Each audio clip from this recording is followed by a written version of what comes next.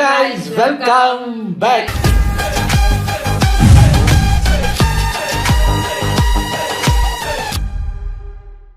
இன்னைக்கு நம்ம மொண்டி ஷோவில் இருந்து ஒரு வீடியோ, நேற்று தான் ஒரு மொண்டி ஷோ பார்த்தோம், அடுத்த வீடியோவே உடனே போட்டார். அதாவது கிட்னி சுருளின்னு ஒரு படம். இதெல்லாம் எவ்வளோ பெரிய நகைச்சுவை தெரியுமாங்க. என்னங்க இது சொன்னோன்னே புரிஞ்சிக்க வேணாமா? என்னைய பார்க்குறாங்க. அவர் தான் எடுத்து வச்சுக்கிறேன். ஐயோ, இதயத்துக்கு கிட்னி, முருளைக்கு சுருளி, அதெல்லாம் யோசிக்கிறது எவ்வளோ கஷ்டம் தெரியுமா?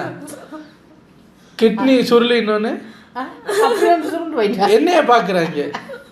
போகங்க, இவங்களை வச்சுக்கிட்டு ஒன்றும் பேச முடியாது. இதய முரளி படத்தை ரோஸ்ட் பண்ணியிருக்காங்க.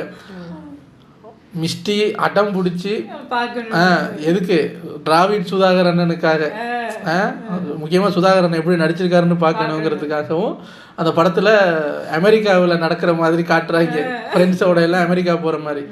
அதுக்காக அந்த படம் பார்க்கணுன்னு எப்போ வருதுன்னு ஓடிடியில் வந்தோடனே அன்னைக்கு பார்த்தோம். ஆனால் அவங்களோட வேலையை அவங்க நல்லா தான் செஞ்சுருக்காங்க. அது ஓகே, நம்ம இந்த கதையை தான் குறை சொல்ல போகிறோம். அவங்க எல்லாம் நல்லா தான் நடிச்சிருக்காங்க, எல்லாம் பண்ணியிருக்காங்க. இதில் சர்ப்ரைஸ் பேக்கேஜ் என்ன அப்படின்னா, நம்ம சுதாகர் அண்ணன். நான் கூட யூடியூப்ல இருந்து இப்போ சினிமாவுக்கு வர்றாங்க, அப்படி என்ன மாதிரி இருக்குன்னு பார்த்தா பிக் ஸ்க்ரீன்லேயும் என்ஜாய் பண்ணுற மாதிரி தான் பண்ணியிருக்காரு. என்ன ஒரே ஒரு மைனஸ் பாயிண்ட்டு, அவருக்கு ஸ்க்ரீன் ஸ்பேஸ், டைம் ஸ்பேஸ் இன்னும் கொடுத்துருக்குறாங்க. மிஸ்டி நினைச்சாங்க அவர் இந்த படம் முழுக்க வழியே ஹீரோ கூடயே வருவார்னு பார்த்தா வர்றாரு, இடையில காணாமல் போயிடுறாரு, அப்புறம் வர்றாரு. ஸோ அவரையும் டிராவிட் மாதிரி படம் முழுக்க யூஸ் பண்ணி அவரையும் அமெரிக்காவுக்கு கூட்டி போயிருந்தா இருந்திருந்தா இன்னும் நல்லா இருந்திருக்கும். பட் ஃபஸ்ட்டு எங்களுக்கு எப்படி இந்த படம் ஒர்க் ஆச்சுன்னு சொல்கிறேன், அப்புறம் நம்ம ரோஸ்ட்டுக்கு போயிடுவோம். எங்களுக்கு இன்டர்வல் வரைக்கும் பார்க்கக்கூடிய மாதிரி இருந்ததுங்க. இந்த டியூஷனுக்கு போகிறது, 90s காலகட்டம், அது இதுன்னு இன்டர்வல் வரைக்கும் ஓகே. இன்டர்வலுக்கு அப்புறம் பார்த்தா அம்மா திட்ட தொடங்கிட்டாங்க. பார்க்குறவங்க மேலே எல்லாம் லெவ் இவருக்கு, அப்படியே வந்தாலும் சொல்லியும் தொலைக்க மாட்டாரு. உங்க அப்பா ஒரு ஆளை தான். அம்மா வந்து இதே முரளியையும் அந்த படத்தில் வர்ற முரளியையும் பார்த்து, உங்க அப்பா ஒரே ஒரு ஆளைத்தான் சொல்லாம விழுந்து துரத்தி லவ் பண்ணாரு, இவன் பார்க்கிறவனே லவ் பண்ணிக்கிட்டு அப்படின்னு அவர் அப்பா இழுத்து வச்சுட்டா. அந்த அளவுக்கு போயிடுச்சு. அப்புறம் யோசிச்சேன், நான் கொஞ்சம் பேசாம இருக்கியா, எரிச்சலா இருக்கடா இவனே அப்படின்னு. அதான் சொல்லவும் மாட்டேங்கிறான், பார்க்குற பொண்ணு எல்லாம் லெவ்வு நீ என்ன இளவடா அது, அந்த மாதிரி போய்கிட்டு இருக்கு. அதுக்கப்புறம் பார்த்தா அந்த இன்டர்வலுக்கு முன்னாடி எங்களுக்கு பிடிச்சிருக்குன்னு சொன்னோம்ல, அதில் இப்போ உதாரணத்துக்கு இப்படி சின்ன வயசில் நமக்கெல்லாம் என்ன சொல்லி கொடுத்தாங்க, இப்படி லேடிஸோட கையை தொட்டால் குழந்தை பிறந்துடும், இதில் ஒரு படி மேலே போய் முத்தம் கொடுத்தா குழந்தை பிறந்துடும் சொல்லிட்டாங்க. நல்லா இருந்தது. ஆனால் ஒரு அளவுக்கு மேலே போய் அது டீச்சர் முத்தம் கொடுத்ததுனால டீச்சர் ப்ரெக்னென்ட் ஆகிட்டாங்க, அப்போ அது இனி ஏன் குழந்தை, அதை நான் பார்த்துக்கிறேன்னு கொஞ்சம் ஓவராக போயிட்டாங்க. அது அந்த அந்த டீச்சர் டெலிவரிக்கு போகும்போது ஹஸ்பண்டுங்கிற இடத்துல இவர் சைன் பண்ணுவார், அதெல்லாம் கொஞ்சம் அவாய்ட் பண்ணியிருக்கலாம்.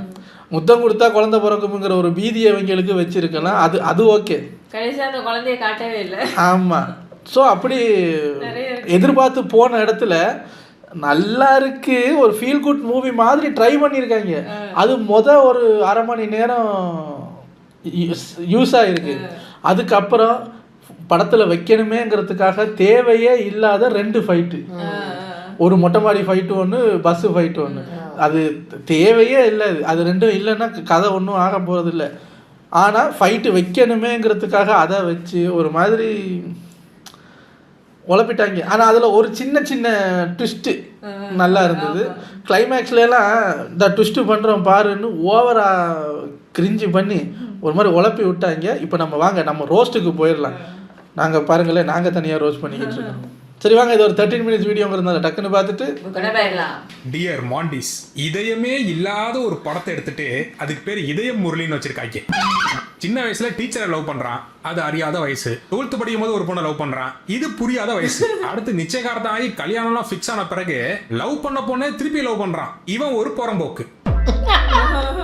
படத்துடைய ஆரம்பத்துல 90 கிட்ஸோட நாஸ்டாலஜியா மூவ்மெண்ட்லாம் காமிச்சிட்டு இருந்தாங்க. Basically I am born 2K kid அப்படிங்கறதால இதெல்லாம் பார்க்க நல்லா இருந்துச்சு எனக்கு. உடனே கமெண்ட் செக்ஷனுக்கு கை போயிருமே. அம்மா சத்தியமா நான் ஜென்சி தான்டா. சத்தியம் பண்ணிட்டேன்.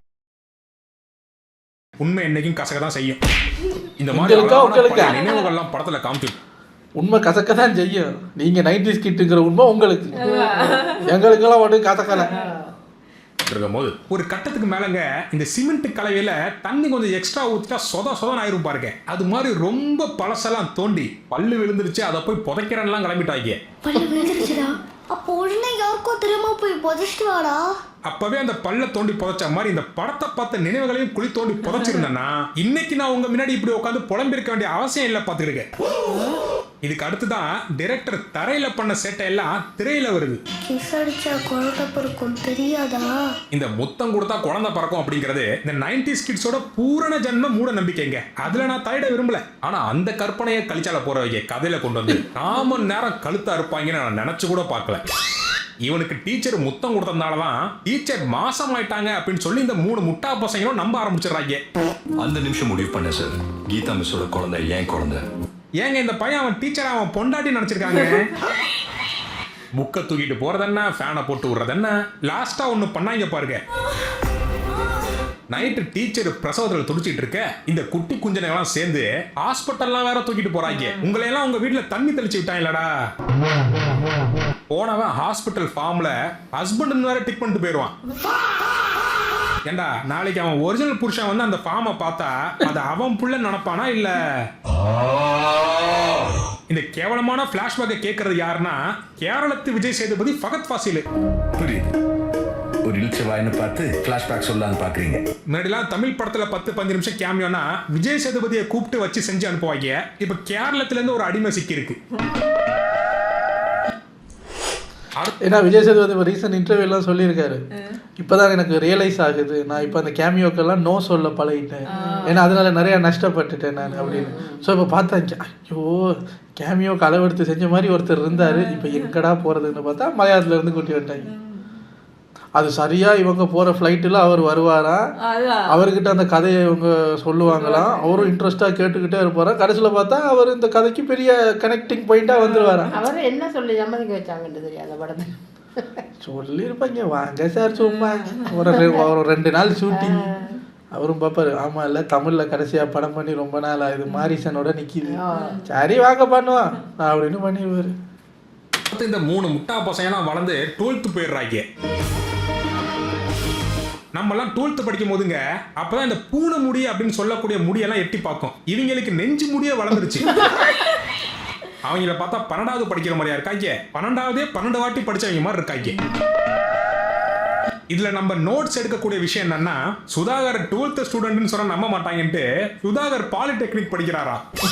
ஏன் 10th முடிச்சுட்டு பாலிடெக்னிக் போனா 10 வயசு குறைஞ்சிருமா என்ன? இதுல நம்ம சுதாகர் வேற சிம்பு ஃபேனாமா, கையில நிறைய அருணாகர்லாம் சுத்திட்டு வருவாப்புல. அதெல்லாம் பார்க்க ஒரு மாதிரி நல்லா தான் இருந்தது. ஆனா இந்த படம் தான் ஒரு எப்படி சொல்றாரு, அது ஒரு பார்க்கும் போது ஒரு மாதிரி நல்லா தான் இருந்தது. அதுக்கே மூச்சு அப்படி வச்சிருக்கீங்க, நல்லா தானே இருந்தது, இருந்தது. அப்புறம் நம்ம யங் ஸ்டூடெண்ட் இதயா அவர் முத்தம் கொடுத்து மாசமாக்க 2வதா ஒரு பொண்ணை பாக்குறாரு. இந்த 2வது ஹீரோயின் பின்னாடி பி மாதிரி சுத்துறான். ஆனா அந்த பொண்ணு திரும்பி பார்த்து சீப்ப அப்படின்னு கூட சொல்ல மாட்டேங்குது. 1க்கு 9 காமெடியன்ஸை போட்டோம், ஒரு காமெடி கூட உருப்படியா இல்லைங்க. சுமாரா ஒரு 3/4 மணி நேரம் இவங்களுக்குள்ளே பேசி இவங்களே காமெடி பண்ணிட்டு இவங்களே சிரிச்சிட்டு அடுத்து கதையை சொல்லி டார்ச்சர் பண்ண மட்டும் நம்ம கிட்ட வந்துடுறாங்க. இப்போ நம்ம 2வது ஹீரோயினு முன்ன பின்ன பேசாத தெரியாத இதயா அண்ட் ஃப்ரெண்ட்ஸை தன்னோட பர்த்டே பார்ட்டிக்கு இன்வைட் பண்ணுது. நாளைக்கு என்னோட பர்த்டே, சும்மா க்ளோஸ் ஃப்ரெண்ட்ஸ்லாம் வீட்டுக்கு கூப்பிட்டுருக்கேன், நீயும் வந்தா நல்லா இருக்கும். அங்கன போய் பார்த்தா 2வது ஹீரோயினா 2ஆ தெரியுது. கொடூரமா இருக்கு. ஊருக்குள்ள ஒரே வீட்டுல 2 பொண்ணு இருக்கிறது கூட தெரியாம இவன் 2த்தையும் சேர்த்து லவ் பண்ணிருக்கான். இது ஒரு காமெடி சீன், இதை சீரியஸா எடுத்து வச்சிருக்காங்க. இதுல வந்து அந்த என்ன சொல்றது, அந்த அந்த டீட்டெயில் வைக்கிறாங்களாம், குறியீடு வைக்கிறாங்களாம். ஹீரோயின் வந்து டபுள் ஆக்ஷன் நமக்கு ரிவீல் பண்ணுறதுக்கு முன்னாடி ஹீரோயினோட ஸ்கூலுக்கு இவங்க எல்லாம் டொனேஷன் கலெக்ட் பண்ணுறதுக்கு போவாங்க, கேர்ள்ஸ் ஸ்கூலுக்கு பாய்ஸ் போவாங்க. அப்போ ஹீரோயினை கிளாஸ் ரூம் வெளியே பார்த்துட்டு ஹீரோ அப்படியே குழஞ்சிட்டு இருக்கும்போது டிராவிட் வருவார், மச்சான் உன் ஆளை நான் அங்கே பார்த்தேன்டா. அப்போ இது யார் அப்படின்னா, அங்கே பார்த்தேனே அப்படின்ட்டு போயிடுவார். அப்போ நமக்கு தெரியாது அங்கேயும் பார்த்துருக்காரு, ஏன்னா ஹீரோயின் 2 பேருன்னு. இதெல்லாம் ஒரு பெரிய பாயிண்ட்டாக ஆடியன்ஸ் எடுத்து அப்படியே டீகோட் பண்ணுவாங்கன்னு டைரக்டர் வெயிட் பண்ணியிருக்காரு. அதுக்கு டைம் வரல, அவங்களுக்கு டைம் இல்லை அப்படின்னு ஓடிட்டாங்க. ஏன்டா காமெடிங்கிற பேர்ல கடுப்பேத்தி எங்களை சீரியஸ் ஆக்குறீங்க, காமெடியான சீனை சீரியஸா எடுத்து வச்சு எங்களை சீரியஸ் ஆக்குறீங்க. என்னடா ஸ்கிரிப்ட் எழுதுறீங்க? ஒருத்தையும் நினைச்சு 2 பேரை காதலிச்சிருக்கேன். நான் யாரை காதலிச்சேன்னு எனக்கே தெரியல.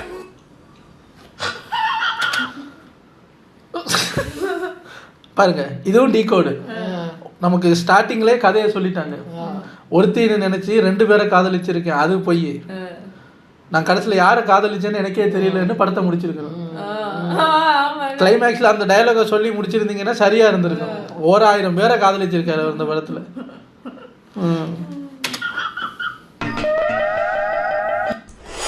சரி, அடுத்த கதை அவங்களுக்கு சீரியஸாகவும் நம்மளுக்கு காமெடியாகவும் போகும் போல அப்படின்னு நினைச்சு பார்த்தா இளவு இது ஒரு லவ் ஃபெயிலியர்ன்ட்டு 3வது லவ் ஸ்டோரிக்கு கிளம்பிட்டாங்க.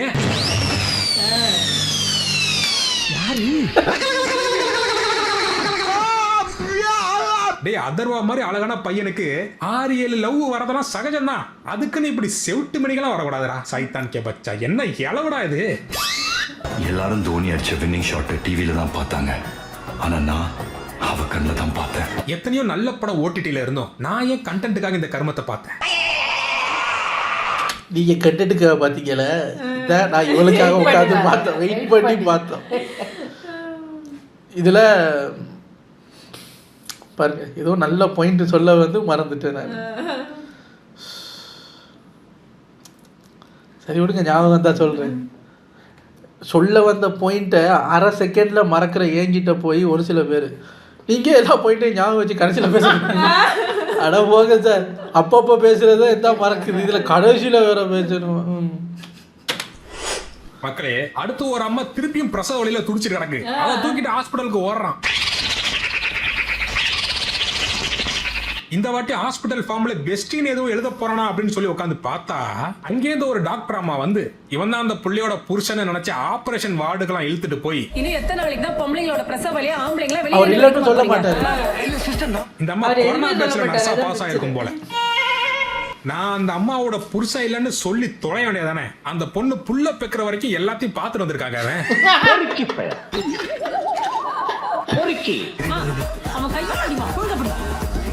ஏன்டா இப்படி பண்ண, நீ புருஷன் இல்லைன்னு சொல்லி தொலைக்க வேண்டியதானடா வென்று அப்படின்னு சொல்லி கேட்டா, அதுவும் கூட புருஷன் வேற இல்ல, பார்க்கவே பாவமா இருந்து தெரியுமா? பார்க்க பாவமா இருந்தா பிரசவம் பாப்ப. நாளைக்கு பக்கத்து வீட்டு பொண்ணு புள்ள இல்லைன்னு சொல்லி அழுத என்ன பண்ணுவ? புள்ள கொடுப்பியா? இதுல வேற இந்த மூதேவி பண்றத 3வது ஹீரோயின் பார்த்து இதுங்களுக்குள்ள லவ்ஸ் வந்துருச்சா? ஞாபகம் வந்துருச்சு. இப்ப ஓனர் இல்ல, ஞாபகம் வந்தது. இப்ப சொல்ல போறேன்.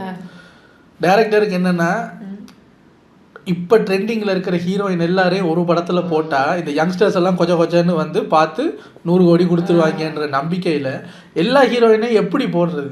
சரி, ஒரு காலகட்டத்தில் ஹீரோவுக்கு ஜோடியாக போடுவோம் அப்படின்னு. இப்போ யார் யார் ட்ரெண்டிங்கில் இருக்காங்க?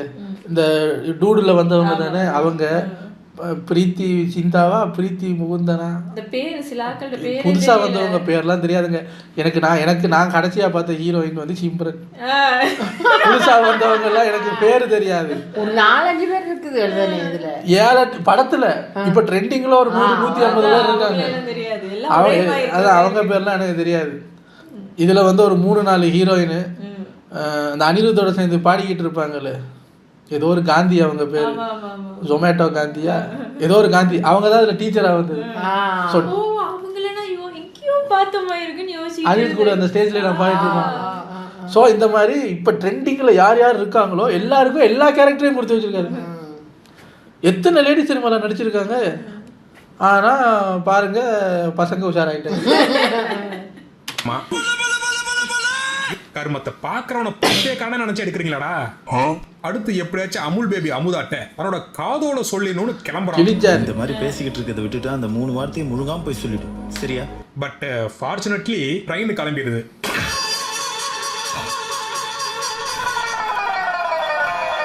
இந்த சீனெல்லாம் எரிச்சல் வந்துருச்சு. என்ன மாதிரி காதல சொல்ல முடியாம போனவங்க எத்தனையோ பேர் இருக்காங்க சார். நீங்க என்ன காட்டுவாசி காலத்துல காதல் பண்ணீங்களாடா? அந்த புள்ள உன் ஃப்ரெண்டோட ஃப்ரெண்டு தானடா. ஃபோன் நம்பர் வாங்கி பேசிருக்கலாமே, லெட்டர் போட்டிருக்கலாமே. அறிகிட்டவனே பரதேசி போல ஒரு போன் பண்ணா ஒரு 1.5 ரூபா இல்ல. அடுத்து லவ் சொல்லலையேங்கிற ஏக்கத்துல பல வருடங்கள் வைத்தறிச்சல்லே கடந்து போகுதுங்க. இந்த படத்தை 200 ரூபா கொடுத்து பார்த்த ஆடியன்ஸ்க்கும் தான் ஒரு வழியா நம்ம இதயா உருப்பிட்டு சொந்தமா ஒரு டிவி சேனல் வச்சிருக்காப்ல. அது எப்படான்னு கேட்டீங்கன்னா, இதயாவுடைய மாமா கேபிள் டிவிக்கு கனெக்ஷன் கொடுத்துட்டு இருந்தாராம். அதை பார்த்து வளர்ந்த இதயா சொந்தமா சேனல் ஆரம்பிச்சு லோக்கல் சேனல்ல இருந்து இப்போ நேஷனல் சேனல் வரைக்கும் டெவலப் ஆயிட்டானா.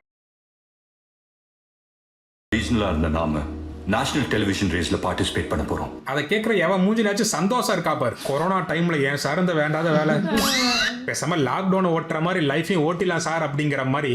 சரி போய் தொலை, ஏதோ உருப்பிட்டான் லைஃப்ல அப்படின்னு நினைச்சு எச்ச கூட முழுங்கல, வேலையை காமிச்சிட்டான். ஹே இதயா, நீங்க என்ன பண்ற? அடுத்து நாசமா போறதுக்கு என்ன வழின்னு தேடிட்டு இருக்கான். எடுத்து விடுவான் வாழ்க்கைய. இதுல கொடுமை என்னன்னா, ஹீரோயின் அம்மா நாசால ஒர்க் பண்ணுதான். I work for NASA. ஹீரோயோட அம்மா ஏனுங்க இந்த இஸ்ரோ பக்கத்துல போறது இல்லைங்களா, ஸ்ட்ரைட்டா நாசா தானா? உருட்டுறதான் உருட்டுறீங்க, விண்வெளியிலே வீடு கட்டி குடியிருக்கோன்னு உருட்ட வேண்டியதானே. மக்களே, இந்த இதயா பையன் லவ்ங்கிற பேர்ல பண்ற கர்மத்தையே பார்க்க முடியல. ஹீரோவோட ஃப்ரெண்டு சச்சின் ஒருத்தர் இருக்காங்க. இதுல எக்கச்சக்க ட்விஸ்ட் எல்லாம் வருது. ஆனா மிஸ்டிக்கு அந்த டீகோட் பண்ணுவாங்கல்ல, மிஸ்டி அப்படி பார்க்கும்போதே லைவாக டீகோட் பண்ணி மிஸ்டிக்கு ஷொக்கானது எது தெரியுமா? ரொம்ப நேரத்துக்கு அப்புறம் அதர்வா ஸ்டார்டிங்கில் இருந்தால் வர்றாரு. மிஸ்டி நகலில் திடீர்னு பட்டுருச்சு போல, இப்படி பார்க்குது. ஏதோ அந்த மலையாள த்ரில்லர் படம் பார்க்குற மாதிரி சீட்டுக்கு முன்னாடி வந்து பார்க்குது. பார்த்துட்டு அरे என்னது என்னன்னு கேட்க, என்னது என்னடி அதர்வாக்கு கழுத்தெல்லாம் தாடியா இருக்கு. அதுக்கு நான் என்ன கொடுத்த ஒரு விளக்கம் பத்தியா? என்ன கொடுத்தா மறந்துட்டு. நம்ம பெட் போட இங்க வரைக்கும் போடுறோம் இல்லையா? நான் எனக்கு படம் ஆல்ரெடி ஒரு மாதிரி எரிச்சலா போய்கிட்டு இருக்கு. இவளை பார்க்கும்போது ஏண்டி ஒன்னாலதான் அந்த கருமத்தை உட்காந்து பார்க்க வேண்டிய சிச்சுவேஷன். இதுல அதர்வாக்கு கழுத்தெல்லாம் தாடியா இருக்குன்னு உனக்கு பயம் வேற. அதை கண்டுபிடிச்சு நம்மளும் ஆமா உண்மை. அப்புறம் தான் நானும் பாக்குறேன், ஆமா கழுத்து இன்னொரு கொஞ்சம் ஒரு 2 நாள் சேவ் எடுக்கலன்னா கழுத்து முடியும் நெஞ்சு முடியும் சேர்ந்துடும். அப்புறம் வித்தியாசம் தெரியாது. இவ அதை நோட் பண்ணிருக்க பாரு, இங்க கழுத்தெல்லாம் தாடியா இருக்கு என்னங்க அது. உன யோசிச்சு அவன் உனக்கு இந்த படத்துல அது மட்டும்தான் பிரச்சனையா இருக்குல்ல. அவன் லவ் பண்ண பொண்ணை அசால்ட்டா கழட்டி விட்டுட்டு கூலா இன்னொரு பொண்ணை கல்யாணம் முடிக்க ரெடி ஆயிட்டான். நாசமா போயிருவீங்கடா. அதுவும் எனக்கு ஏன் புரியல. இதை கேள்விப்பட்ட இவன் எக்ஸில் அவரு, நம்ம 2 பேரும் லவ் பண்ண காலத்துல வானவில் நண்பர்களை விட ரொம்ப உல்லாசமா இருந்தோம்டா, கழிச்சாளா மண்டபத்துல ஒரு சரியான சம்பவம் இருக்குடா அப்படின்னு நினைச்சு உட்காந்து பார்த்தா விடிஞ்சா கல்யாணம்ன்ற ஆசையோட தூங்கிட்டு இருக்காங்க. அவங்க ஆசையை கெடுத்து நம்ம கல்யாணம் பண்ணிக்கணுமா? இவன் 2 டைலாக் சொன்ன உடனே கூலா அந்த பொண்ணு சமாதானம் ஆகி இவன் கல்யாணத்திலே குஷியா குத்தாட்டம் போட்டுட்டு இருக்கு. ஐயா கூமுட்டு டைரக்டர், நிஜத்துல ஒரு பொண்ணை கழட்டி விட்டா அவ கல்யாணத்துக்கே நேரா கிளம்பி வந்து கழுத்தா மட்டுமே வைப்பாயா. ஆனா நீங்க என்னடானா பிரேக்கப் பண்ண பொண்ணே இட்டாந்து அவரோட பாய் ஃப்ரெண்டு கல்யாணத்திலே குத்தாட்டம் போட வச்சிருக்கீங்களே, உங்களுக்கு எல்லாம் மனசாட்சி என்ன மயிலா இருக்கா? இந்த பிழைப்பு பிழைக்கிறதுக்கு நீங்க 2 பேரும் என் கூட சேர்ந்து பிச்சை எடுக்கலாம். டூட்டிக்கு போங்கயா. அடுத்து இந்த இதயா சம்பவத்துக்கு ஒரு 10 வருஷம் கழிச்சு ஒரு பொண்ணை பாக்குறான். பார்த்த 10 நிமிஷத்துல திருப்பி லவ்ல ஃபால் ஆயிடுறான். சரி அந்த புள்ளியாச்சும் உன்னை மதிக்குதான்னு பார்த்தா அது பேக்கப் பண்ணிட்டு அமெரிக்காவுக்கு கிளம்பிடுச்சு. உடனே நம்ம ஜெமினி கணேசன் என்ன பண்றாரு, அந்த புள்ள ஏரோப்ளேன் பின்னாடியே ரன்வேல துரத்திட்டு ஓடுறான். ஓட்டு ஓட்டு ஓட்டு. அதெல்லாம் எங்கேயாவது நடக்குமா சார்? அங்க எவ்வளவு கேமரா, அது இதில் எவ்வளவுலாம் இருக்கும். இவர் ரன்வேல இவர் வாட்டில் ஓடுறாரா, அதான் அந்த கார்டோட ஜாக்கெட்டையும் பிடிச்சி. அதான் இதுல இவ்வளவு பிரச்சனை பண்ணிட்டு இவர் எப்படிங்க கேஷுவலா வீட்டுக்கு வந்தாருன்றதுக்கு ஒரு சீன்.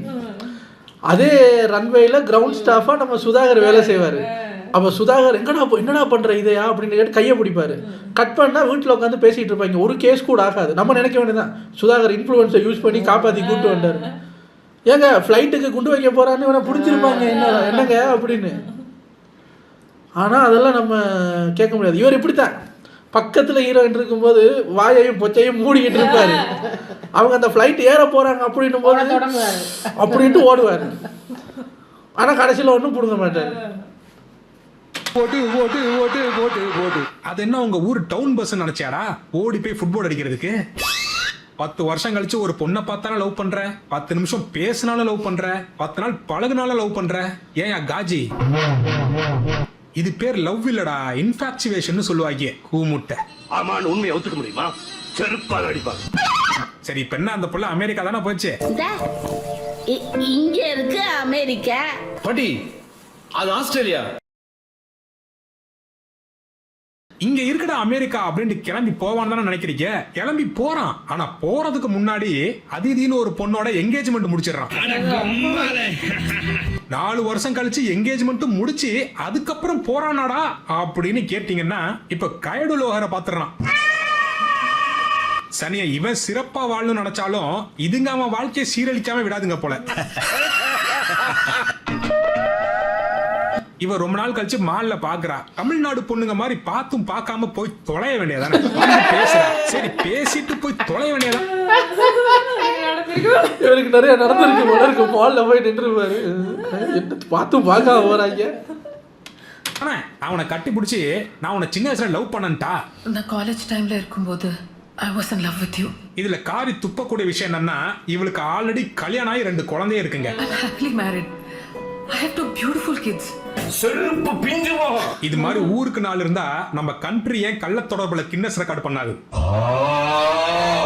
அவ பாட்டுக்கு வந்தா அவ வரலாற சொன்னா போயிட்டா. நம்ம ஆளு இஷ்டமயிரு இதையா கழுத்து மயிறு இதையா பேரை மாத்துங்க திருத்தா. அவர் அந்த ஈண்டு வரணும் பண்ணி வச்சுட்டாரு. அப்போ ஒண்ணும் பண்ண முடியாது. அப்ப கழுத்து மயிறு கதையானு வச்சுக்கீங்க.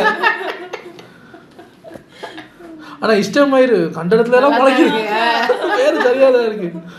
ஐயா என்னன்னா இவங்க வந்து அவருக்கு ஒரு முக்கியமான வாழ்க்கை பாடம் எடுத்துட்டாங்க. அதாவது இத்தனை வருஷமா என் நெஞ்சுக்குள்ளேயே பூட்டி வச்சு ஒரு மாதிரி ஏப்பம் வராமல் கஷ்டப்பட்ட எனக்கு இத்தனை வருஷம் கழிச்சு நான் உன்னை லவ் பண்ணினேன் தான் அப்படின்னு சொன்னதுக்கப்புறம் ஐ எம் ஃப்ரீ நவ் அப்படின்னு இவர் பார்க்குறாரு. அவ பாருங்க ஃப்ரீ ஆயிட்டா, என்னால் ஃப்ரீ ஆக முடியலை அப்படின்னா இவகிட்டே சொல்லியிருக்கணுமே. அதைத்தான் சொல்ல வர்றேன். அதனால நான் போய் யாரு அமெரிக்காவில் இருக்காங்களே அவங்க நாஜாவில் வேலை பார்க்குறவங்க அவகிட்ட போய் நான் உன்னை லவ் பண்ணினேன் பண்ணுறேன் இல்லை பண்ணினேன் அப்படின்னு சொல்லிட்டு வந்துட்டேன். நான் கல்யாணத்துக்கு முன்னாடி எனக்கு ஃப்ரீ ஆயிரும். இவ்வளவு நொரநாட்டியம் பேசுகிறேன், நீ என்ன பண்ணியிருக்கேன்னு மால்லையே ஃப்ரீ ஆகிருக்கணும். இவகிட்டலாம் சொல்லியிருக்கணும் நானும் உன்னை லவ் பண்ணேன், இப்போ நான் சொல்லிட்டேன் அப்பாடா ஐ எம் ஃப்ரீன்னு. உனக்கு நாஜா பொண்ணு மேலே கண்ணு. கல்யாண வீட்டிலே லுக்கு விட்டாரு. இதோ டைரக்டர் மறந்துட்டீங்கல்ல பாருங்க, மிஸ்டி பிடிச்சிருக்கு. கேட்டா சொல்லுவாரு இவங்களுக்கு கல்யாணம் ஆயிடுச்சா. அது அவங்களுக்கும் தெரியுமில்ல, அவங்களுக்கும் கல்யாணம் ஆயிடுச்சுல்ல. அவங்க கேட்பாங்க உனக்கு கல்யாணம் ஆயிடுச்சா இதையா. அவர் இனிமேலதான் கொஞ்ச நாள்ல ஆயிரும். அப்போ அந்த பொண்ணு சொல்லிச்சுல நீயும் சொல்லிட்டு ஃப்ரீயாக வேண்டியதானேப்பா. அது மிஸ்டேக் தான். ஆமா கயடு சொன்னதே நினைச்சி நானும் அந்த நாசா பொண்ணுட்ட லவ்வ சொல்லிடுறேன்ட்டு கிளம்புறான். குஞ்சே நீ சாதாரண குஞ்சு இல்ல, பறக்குற குஞ்சு. டேய் ஒக்கால உனக்கு நிச்சயதார்த்தமே ஆயிடுச்சுடா. இப்ப அந்த பொண்ணுகிட்ட போய் லவ் யூன்னு சொன்னா லவ்டான்னு சொன்னாடா. சரி இந்த கம்யூனிட்டி பேர் தான் இப்படி வளரிட்டு இருக்கான். இவ ஃப்ரெண்டு யூஎஸ்ல தான் இருக்கா. அந்த சனியனாச்சும் புத்திமதி சொல்லக்கூடாது, கிளம்பி வான்ட்டா. சரி நீ உன் மனசுல இருக்கிற எல்லாத்தையும் கொட்டிட்டு அப்புறம் சரியாயிடுவேனா கிளம்பி வா. ஏமா பாய் ஃப்ரெண்டு கல்யாணத்துல பஜனை பண்ணவளே நீ அமெரிக்கால தானே இருக்க. நீ அந்த நாசா பொண்ணுட்ட இவன் லவ் பண்றான்னு சொன்னா உங்களுக்கு மூளை என்ன சும்மா இருக்காடா. என்னையும் அசிங்கமா பேச வைக்கிறாங்களே.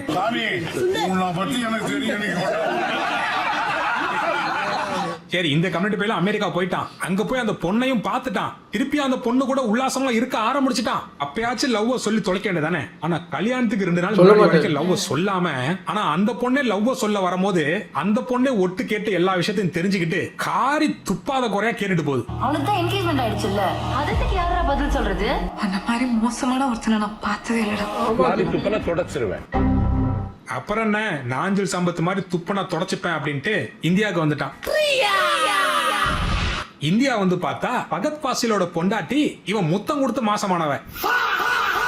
டேய் படத்துல ஒரு ட்விஸ்ட் வந்தா அது பேர் ட்விஸ்ட், ஆனா 1000 ட்விஸ்ட் வந்தா அது குப்பை தொட்டி. இதுல தாங்க இன்னொரு ட்விஸ்ட். அவரு சின்ன பையனா இருக்கும்போது அந்த டீச்சர் எப்படி இருந்தாங்களோ அவரே இப்ப வளர்ந்து கல்யாணம் பண்ண போறாரு. டீச்சர் அப்படியே இருக்காங்க. முடி கூட முளைச்சிட்டாரு. ஆமா கழுத்துல கூட மயிர் முளைச்சிருச்சு. டீச்சர் அப்படியே இருக்காங்க. இதெல்லாம் எங்க போய் சொல்றது. இப்ப என்னடானா இவன் மாமாட்ட போயிட்டு கல்யாணத்தை நிறுத்துங்கிறான். அவன் எனக்கு இது வேணும் அது வேணும் கேட்டதே இல்லை. நீங்கெல்லாம் பெரிய மனசு பண்ணி இந்த கல்யாணத்தை நிறுத்திட்டீங்கன்னா